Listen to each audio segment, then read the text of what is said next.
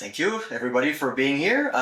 Before I begin, let me just say that the opinions or perspectives that I will share with you today are solely mine and do not necessarily reflect the views, policies, or positions of the American University of Armenia.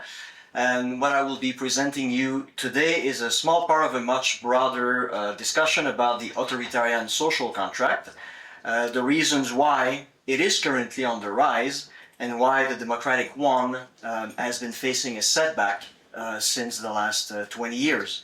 And this project will be published next year.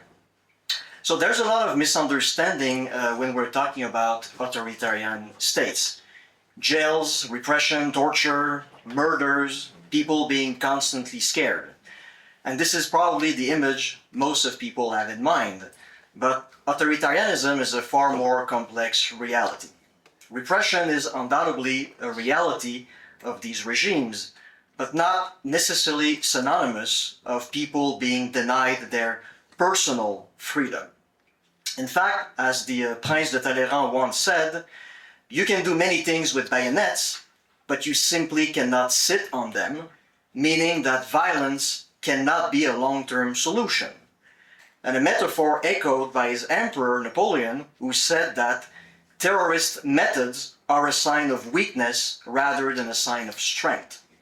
So a long-lasting authoritarian regime will only be possible when people are becoming able to feel a genuine sense of support and legitimacy for those who are ruling them. But the whole question is how this support and legitimacy can be created. So in other words, what are the foundations of the authoritarian social contract?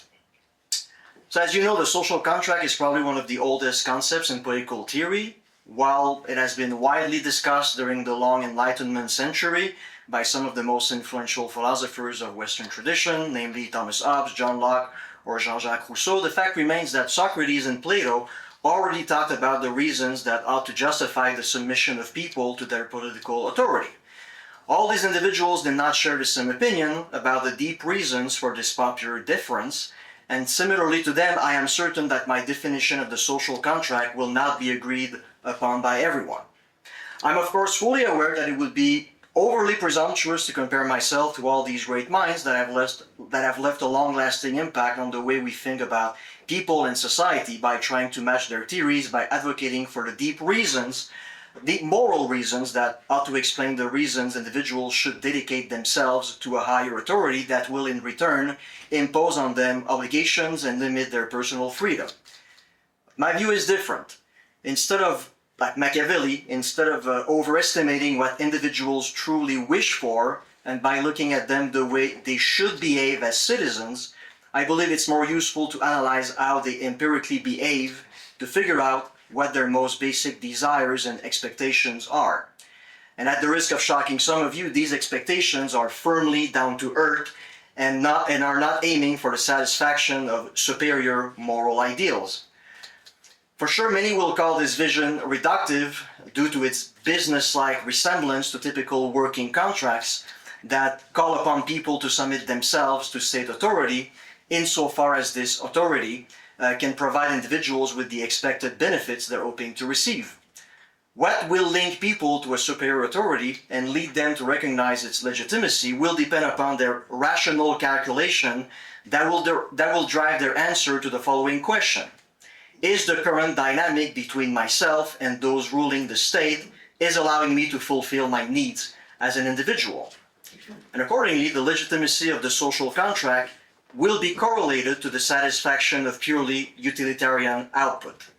Individuals will therefore display a sense of loyalty and obedience towards those who are in charge of ruling them, as long as the latter's decisions allow the former to satisfy their expectations. And in return, when statesmen are failing at this task, they inevitably tend to lose their credibility in the eyes of their citizens, who will start questioning the raison d'être of their submission.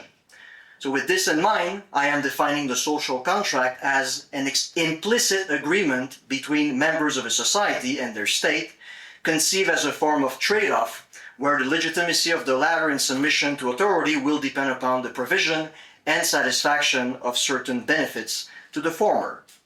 But this begs the following questions. What are these needs that are so pivotal to any social contract? the most basic benefits all citizens around the world are expecting to receive from their society are the following. 1. Personal safety, that is the capacity to experience a constant feeling of security and of being able to enjoy life without the fear of losing it. Secondly, the enjoyment of personal freedom, that is our ability to enjoy the capacity to pursue personal actions without having to face interferences from others or agents of the state. And third one, the satisfaction of material well-being, which refers to having the capacity to enjoy wealth and resources in a sufficient amount to support one's life and the one of those we are responsible for. It also refers to having the perception that our living conditions will always be improving, more precisely by having the perception that we have a better material life than our parents and that our children will have a better one than ours. These are the core foundations of Vladimir Putin's social contract. So following the collapse of USSR, the hope that democracy could become a reality in Russia was very high. However, it rapidly evaporated following Vladimir Putin's arrival to power on December 31st, 1999, and his gradual transformation of Russia into an authoritarian state, which is now said by many to bear more and more similarities with the worst period of Soviet Union, when it was led by Stalin due to its expansionist views and harsh repressive methods against opponents. Inevitably, this narrative on the similarities between Putin and Stalin is forcing us to wonder whether this comparison is appropriate or rather an exaggerated image. As I wish to argue today, Putin's social contract does indeed share a lot of similarities with the Soviet one, although with the one that was implemented following Stalin's death. So unlike the Stalinian contract that relied heavily on coercive control over all aspects of society, including people's private sphere, the one that was implemented under Khrushchev's had more to do with the typical authoritarian contract than with the totalitarian one. Rather than using a totalitarian ideology to compel individuals, a possibility that had been seriously hindered following Khrushchev's speech at the 20th Party Congress in 1956, popular support for the post-Stalin Soviet regime found its foundations in the provision of various benefits to the people, namely social mobility, secured employment, state-controlled prices for essential goods, and higher wages.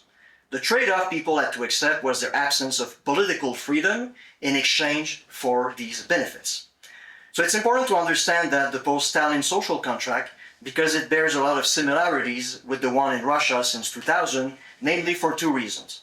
First, for having copied it until the financial crisis of 2008, and second, for facing the same challenges it encountered during the 1980s. A challenge that begs the question whether Vladimir Putin will be more successful than Mikhail Gorbachev in changing it.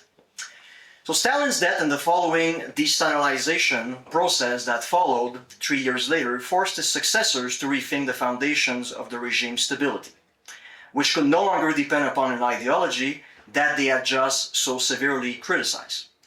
They therefore chose to move from utopia to pragmatism, meaning that the new basis of the Soviet social contract would henceforward depend upon its ability to deliver various benefits to the Soviet people. So understanding that getting access to important political positions would always remain the prerogative of a few, the regime understood that the establishment of a populist social contract was the only other way at its disposal to generate a sense of legitimacy that would induce the people to support the regime. Khrushchev's solution was therefore to prioritize the improvement of people's quality of life. This commitment was made explicit by Soviet leaders as it was codified in official documents, such as during the 22nd Congress of the Communist Party of November 1961, during which the Politburo declared improvements of social welfare and increases in distributive equality to be central goals of party politics and promised Soviet society large, long-term increases in levels of income and social security. From that point on, the regime's domestic goal was no longer the promotion of communism, but rather to provide its people with living standards superior to those of capitalist societies. But this system came with a huge cost. This populist social contract led to a massive increase in social expenditures that rose from 27 billion rubles in 1960 to 117 in 1980, which represented a rise of annual per capita social expenses of 128 rubles in 1960, all the way to 438 in 1980. And inevitably, the soaring cost of maintaining this social contract, as well as its inherent logic, led to many concerns. Among them was the belief that this system was hindering economic growth and productivity because of the excessive cost of its social guarantees. The policy that consisted in offering a full-time job to all able-bodied citizens also condemned the Soviet economy to technological stagnation and its inability to shift towards a post-industrial system. Furthermore, this system ended up fostering laziness and a lack of professionalism amongst workers because of their job security and other policies that made their firing, apart from political dissidents, virtually impossible. At the end of Konstantin Chernenko's reign, practically every worker fired for alcoholism and other breaches of labor discipline could easily find a job someplace else, and of all those fired for a breach of discipline on the job, 30% not only immediately found a new job, but also received an increase in salary of 30%. From the 1960s until the end of the 1970s, the state-society trade-off was able to deliver its expectations. Citizens saw a constant improvement in their material lives, who in return remained politically passive. However, because the overall objective of the Soviet regime was not the constant improvement of the country's economic performance, but rather its desire to buy public support, its economic models stagnated at the end of Brezhnev's era. Instead of perceiving the long-term problems of its social contract, the Kremlin was blinded by the hubris of the short-term outcomes of its trade-off with its citizens. Brezhnev's decision to carry on with the post-Stalin contract, regardless of the consequences, meant that it soon faced its sudden inability to deliver the expected goods the Soviet people had been accustomed to. And inevitably, the inherent problem of the post-Stalin social contract, that is, maintaining economic growth through a system that was not encouraging performance and innovation, meant a steady decline of the country's economic growth, making it impossible to maintain its populist system of redistribution. However, because it had developed a strong feeling of people's entitlement and drastically eroded any incentive to sacrifice oneself for a superior ideal, in this case communism, it made its reform impossible, as we now know, and USSR collapsed primarily because of the ineffectiveness of its economic model that could only lead to the erosion of its social contract. So following the dissolution of the Soviet Union, Russia willfully and enthusiastically embraced economic and political liberalism under the reign of its first president, Boris Yeltsin, through its well-known shock therapy, aimed at moving quickly from a previous centrally planned economy to a market-based system that was promised to raise Russian standards of living following what was promised to be a difficult but short period of adjustment. The strategy ended up being a catastrophe for the country. From 1992 to 1999, unemployment, which had been an inexistent reality in the USSR, steadily rose to nearly 15%, while many workers were left unpaid. Furthermore, Russia's gross domestic product declined by 40% during the 1990s, industrial production contracted by 50% from 1992 to 1996, Russia's economy defaulted in 1998 on ruble-denominated bonds, hyperinflation disseminated the Russian people's savings, retail prices of basic goods skyrocketed, and the previous Soviet safety net that guaranteed access to healthcare was completely shattered. As it comes to criminality, more Russians died of criminal violence in 1993 than the overall number of Russian soldiers who died during the entire war in Afghanistan, while male life expectancy decreased by 6 years between 1991 and 1994. What resulted was the pauperization of an overwhelming majority of Russian people and the enrichment of oligarchs who had taken advantage of their connections to acquire state property below market price. It became Vladimir Putin's goal to stop the Yeltsin system. How? By reintroducing the post-Stalin social contract. By appointing close allies, the Siloviki, as heads of key companies, Putin made sure they would now operate solely for the sake of Russia and its people, mainly by nationalizing key and strategic economic sectors to allow the state to have greater control over the redistribution of benefits by controlling the dividends instead of letting them in the hands of the private sector. In a certain way, Putin's goal was to reintroduce a Soviet-type social contract that would focus on the allocation of benefits rather than economic efficiency in return for political passivity. Based on the fact that most political protests result from social and economic grievances, Putin emphasized from his first days in office the need to focus on people's material well-being. Social programs that were cut in the 1990s were reintroduced, pensions were not only paid, but also indexed. Furthermore, the implementations of legislations made it difficult for employers to dismiss employees, and a system was implemented in order to shield industrial workers employed in single industry monotowns from market competitions. In the latter case, this protection was deemed fundamental by the Russian government out of fear that these workers were more susceptible to generate social unrest. A legacy of the Soviet Union, these monotowns had been ways for the state to exploit the country's vast geography by placing production where the raw materials were, meaning that in many of these towns, everybody is employed at the same plant, thereby making them ticking political time bombs in the advent of an economic crisis or a sharp decline in demand for raw materials.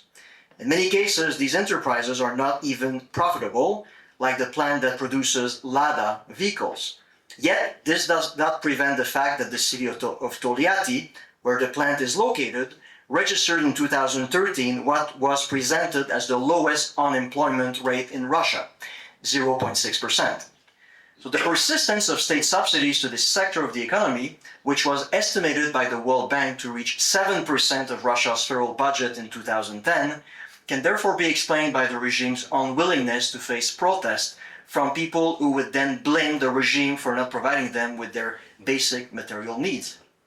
The Kremlin also paid attention to other key groups susceptible to initiate protest, especially pensioners, who represent a significant portion of the voters.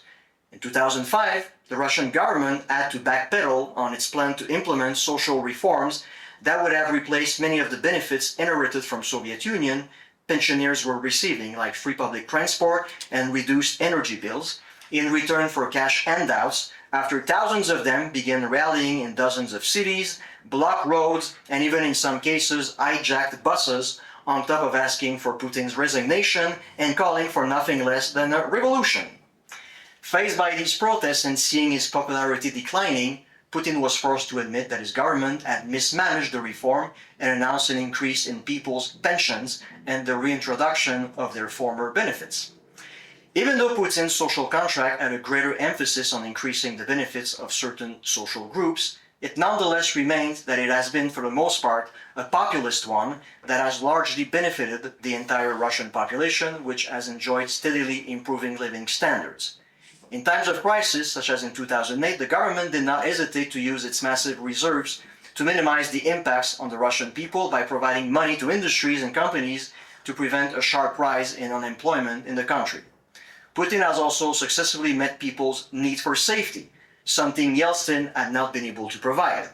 Indeed, between 1987 and 1993, the number of homicides rose by 246%, and robberies with violence by 592%. From 2002 to 2021, the crime rate per 100,000 inhabitants went down from 30 to 6.8, while the homicide rate went from 30 per 100,000 inhabitants in 2002 to 7 in 2021. So with these improvements, people's concerns for crime has consequently dramatically declined over the last 25 years, as demonstrated by the numerous surveys completed by the Levada Center. To the question, which of the following issues in our society worries you the most and which are the most severe? The rise in crime rate reached a level of 53% in 2000, before declining to 9% in 2020. However, as it is the case with any other populist social contract, it remains vulnerable to external contingencies that can hinder its ability to provide people's expected goods, such as an economic crisis, falling gas prices, or economic sanctions. When it is the case, political support and perceived legitimacy for the rulers tend to erode. Indeed, starting from the financial crisis, popular support for Putin, as well as a positive assessment of the situation in the country, began to steadily decrease. More precisely, from 88% in September 2008 Putin's support had come down to 61% in November 2013, while the positive assessment of the Russian situation went from 64% in December 2007 to 40% in December 2013. Regarding the latter indicator, the percentage of Russians who felt like their country was going in the wrong direction was at some point higher than that of those who felt otherwise. These signs were indicative of the country's inability to maintain the previous benefits to its people, despite its effort to minimize as much as it could the impact of the crisis. More precisely, the 2008 financial crisis had been followed by a decrease in the quality of many public services, such as healthcare and education. In other words, the effect of the crisis were simply stronger than its remedies. With the collapse of oil prices, Russia's economy was hit very hard and ended up facing a situation similar to the one it was confronted with in the early 1980s when the same situation happened. If Russia had been able to enjoy an economic growth averaging 7% from 1999 to 2008, it had only averaged 1% from 2009 until 2020.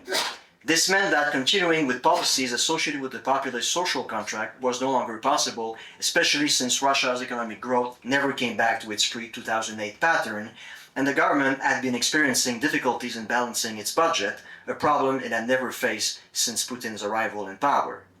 A new approach to state-citizens relationship had to be found.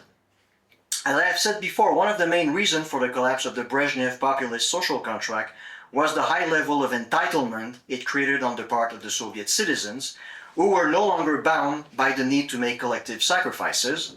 Instead, whenever the occasion presented itself in the 1980s, they either mobilized to prevent changes to the delivery of benefits or to take a corporate disadvantage of the proposed reforms. And this is the reason why such authoritarian contract is inherently shallow and fragile, because of its inability to mobilize individuals. This is why one key component of Putin's post-2008 social contract seems to have been his attempt at reviving a form of ideological legitimacy in support of his decisions, something that had been missing in the USSR since the de-Stalinization process of 1956. And this ideological support has come in the form of a revival of the 19th century Slavophile legacy that has always played a significant role in the collective psyche of the Russian people. I won't enter into details about this, as it would require another lecture, but for those who are interested in knowing more about it, I'm recommending you this book I've published in 2023. But very briefly, this idea of Russia's exceptionalism became a central part of Putin's rhetoric starting in 2011, which represented a major shift from the views he previously had about the West. And this can be highlighted through numerous policies and speeches in which the world of international relations started to be presented increasingly as a clash between different civilizations, and Russia's right as a unique civilization to remain a culturally distinctive nation in power. In this regard, we can mention the restrictions imposed on the LGBT community, as well as Putin's 2013 address to the Federation Council, in which he criticized the nihilism of the West that he deemed unable to distinguish between good and evil, while Russia was, for its part, faithful to its cultural values. As the mirror of the Western world, Putin's civilizational vision was presented as an openly conservative shield aimed at preventing the erosion of traditional values. In this regard, the annual Valdai Discussion Club meetings have certainly been Putin's preferred moments during which he has expressed the new divide of the international world. The remnants of this theme that was so dear to the Slavophiles have also been present following Putin's return to power, especially the idea of Russia acting as a moral lighthouse and a shield against decadent forces, which summarizes the thesis of Moscow being the third Rome. And this idea is attached to the notion of personal sacrifice to save humanity, which has historically been presented as a quintessential Russian virtue. Whether we consider the 13th century, during which the Rus were able to force the Mongols to retreat eastward, when the Russian army defeated Napoleon in the 19th century, when it prevented the Balkans from falling into the hands of the Ottomans, or the 1941-1945 Great Patriotic War, the idea of being a shield at the service of preserving mankind from decay and destruction has been and remains an important part of the Russian psyche. Maybe this shift was sincere on his part, But we cannot exclude the possibility that in light of the inability to maintain its previous populist social contract, it had become a necessity to justify the decrease in people's material well-being for the sake of a sacred war. In other words, with the inability of the former contract to continue generating passive and instrumental loyalty on the part of people, Putin might have felt the need to reintroduce in the popular political psyche the ideal of sacrifice for the sake of a higher collective end as a counterweight to people's deception. After a decade of loans that have allowed people to increase their material well-being, the state is now calling in the debt. So in a way, Putin has operated the following shift. Until 2008, his social contract was a populist one and focused on granting his people their expected benefits. In this case, largely material well-being and safety. However, after a financial crisis, another component was added to it, namely an ideological component that was not estranged from the Russian collective psychology. This had transformed Russia from a conventional authoritarian state into a semi-hybrid form of totalitarianism, when totalitarianism is understood the same way as Ralph Dahrendorf, Zbigniew Brzezinski, and Karl Friedrich did, that is, when a state is seeking to mobilize its people through the use of some form of coherent set of ideological beliefs. However, Putin's war in Ukraine can make us wonder about the actual effect of this ideological attempt to legitimize his rule on his otherwise rather conventional type of authoritarian social contract. The way Putin's regime has been managing its war in Ukraine must lead us to be skeptical about the real impacts of the ideological support he has been trying to push for the past 15 years. On the contrary, the Kremlin's war strategy in Ukraine has instead been organized exclusively around the parameters of the classical authoritarian social contract that is deprived of any ideological support. More precisely, the Russian strategy has indeed exclusively focused on attracting volunteers into its armed forces. Doing otherwise would have been committing the same mistake as the Soviet Union did during its war in Afghanistan, when many ideologically indifferent men were sent against their will to risk their lives in a war many disagreed with. Instead, Putin chose to attract volunteers by granting them very generous signing bonuses that represent multiple times the average wages in their region, a sign that the level of patriotism of young Russian men may be low or insufficient for taking risks for their lives. And this has played a large role in Russia's planning since its failed offensive in February 2022. It is why it has largely used mercenaries of the Wagner group, inmates who were freed in return for serving in the armed forces, but also foreign soldiers, such as those from North Korea who fought in the Kursk region. It is also explaining why Russia has not launched major counteroffensives similar to those of the Soviet period during 1941-1945 that would entail important losses as well as their possible failure, losses Russia that would be too expensive for Moscow from a financial point of view. More precisely, the cost of salaries given to soldiers is estimated to cost around 21.5 million USD per day, including one-time enlistment bonuses, to which must be added the bonuses paid to the families of deceased soldiers and those who have been injured. These efforts have come with a huge price to the country's sovereign fund, which has taken a hit since 2022. But this strategy has also led to the development of another problem for Putin's social contract, which had to become corporatist. The war has indeed produced a class of individuals whose increased standards of living depend upon the continuation of the government investing so massively in its military-industrial complex. This includes those who have volunteered to fight in Ukraine, as well as their family, but also workers in key sectors who have seen their salary increase, up to a third in the Kurgan region, where armored personal vehicles are built, because of a shortage of available employees. A situation that resulted from the state's massive direct spending in the economy, and especially those from the defense sector that now account for an astonishing 40% of total expenditures. Indeed, because of the financial perks they have been provided with, surveys from the Levada centers have shown that a significant number of Russians believe that their living standards have increased since 2022. For the millions of Russians who are directly or indirectly benefiting from the increased wages, an end to the war may prove to be a dangerous prospect for the Kremlin, which needs to take into consideration how they will react when their wealth suddenly comes to a standstill. To avoid their reaction, the Kremlin is in a way condemned to keep things as they are, at the risk of creating a rupture of the social contract by deceiving them, because their positive attitude towards war does not seem to be motivated at all by some sort of ideological consideration. However, the pursuit of this trend may also end up amplifying other problems that have resulted from the war.